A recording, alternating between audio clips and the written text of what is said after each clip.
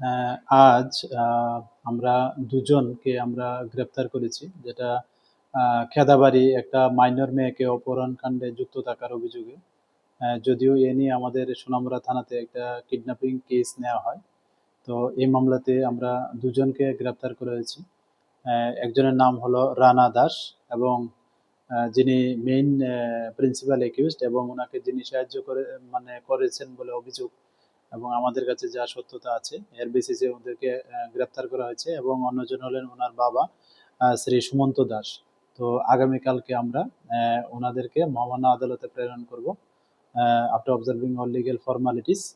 এবং তাদের যে পিছনে যদি আমরা আমরা দেখছি যে মানে এই অপহরণ কাণ্ডের পিছনে আরো কেউ যুক্ত আছে কিনা, তো যারাই এই অপহরণ কাণ্ডের সঙ্গে যুক্ত থাকবে আমরা অবশ্যই তাদের আইনের আওতায় আনবো।